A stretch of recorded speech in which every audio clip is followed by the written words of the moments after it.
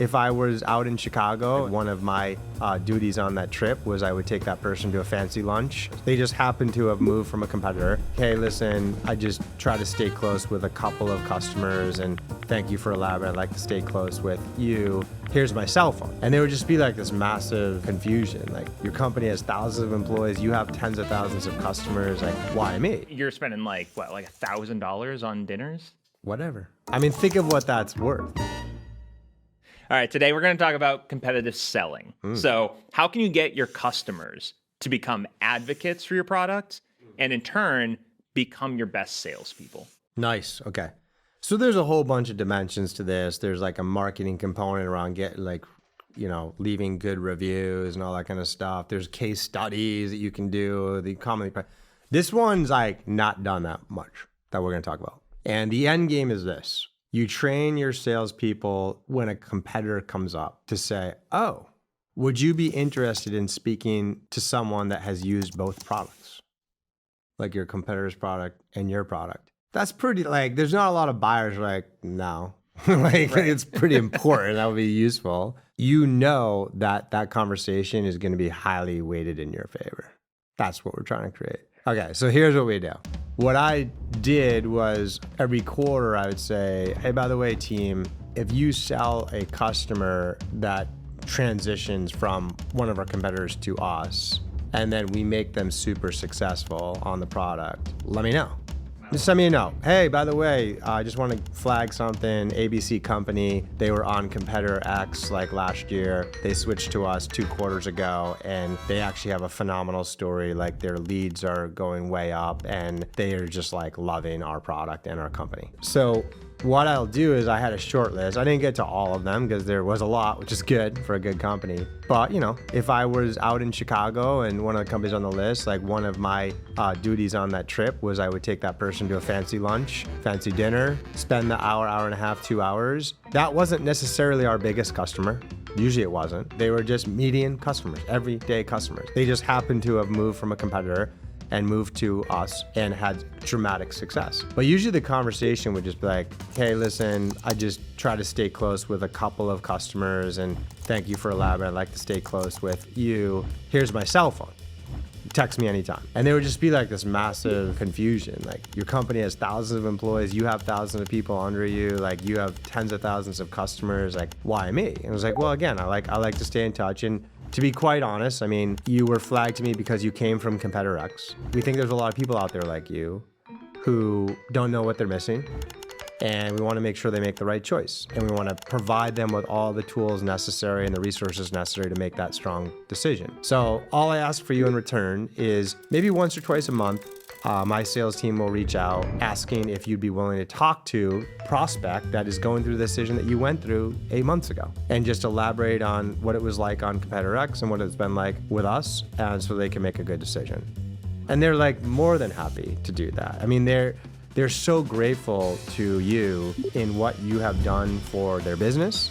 And then of course, they appreciate the special attention and are happy to, quid pro quo. And that lines up if you have that going with 50 or 100 customers, and once a year you're having that dinner, which has multiple objectives. And now you have 1 to 200 customer references per month, specific to an industry, specific to a competitor change. That's just something that's just not talked about a lot compared to all the normal narratives around building advocates, getting the G2 reviews, getting the case studies, etc. Yeah, this is incredible. So what, you're spending $1,000 on dinners? Whatever. Think of what that's worth. What kind of return are you getting back from it? Let's just do the math on that. Hey, let's not forget a precursor to competitive selling is making sure we've set the deal up to close to begin with. And as we've talked in many of the episodes, a great champion is critical. It is hard to be in the top 5% of champion identification and development, but that is key to world-class scaling and world-class sales success. I've dropped my workbook on developing and finding great champions in the description of the show. It's free. Check out the link now.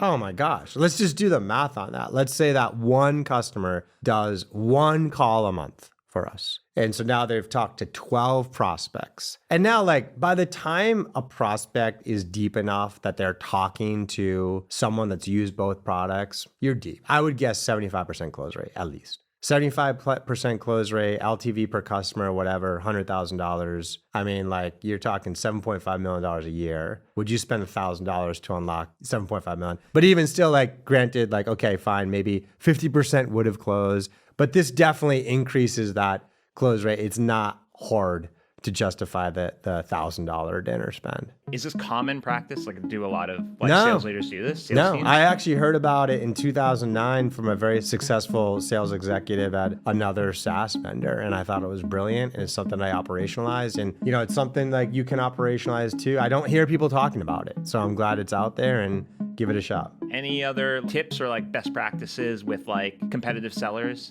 Yeah, I can throw a completely other angle out there that isn't being done much now, but it's coming, and that is with the usage of AI. You can do this in like a really basic format in a standard GPT, like ChatGPT or whatever you want. You can turn deep research mode on. You could like upload your whatever collateral you have around your product. You don't even have to. You can just put your website in, but if you have any, you can upload whatever you want on your sales methodology, and that usually includes competitive battle cards. And these are like, battle cards are typically like, what's the competitor's positioning, what's our positioning, what are some of the discovery questions you might ask, how do you position things so that we end up winning. And you arm the GPT with that information. Generally, like, you can just go through the meeting with the GPT. Like, hey, I have a meeting with Matthew Brown.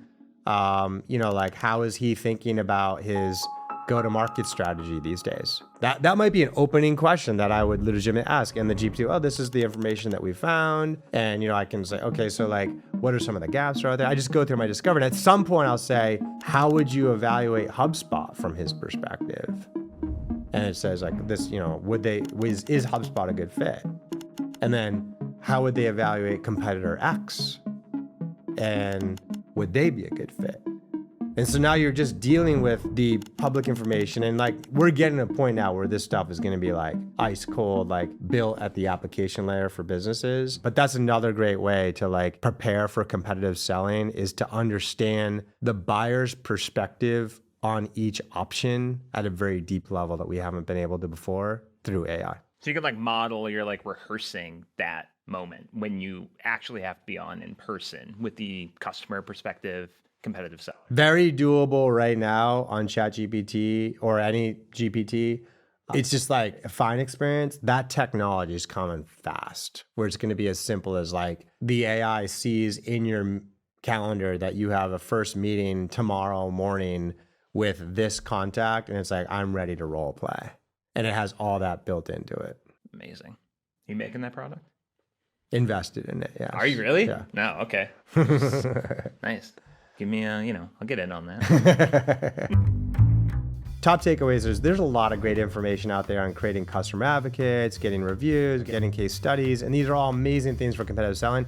There's a couple nuggets out there that aren't talked about too much that are relatively easy to operationalize, and they're massively successful in their results. So as a leader, take time spending with customers that switched over and became successful. Such hidden gems for you to increase those close rates against competitors. And, make sure you do a little quid pro quo. It should be a part of your job on staying on the front line anyway. So you're killing a couple birds with one stone. This is a really important objective of like lining up those folks. And secondarily, like, the AI innovations are coming fast. These are going to create a whole new world and whole new depth and whole new efficiency on how we as reps can prepare to look at the competitive sell through each individual buyer context. So with that, I hope that information helps you and that increases your close ones against the competition.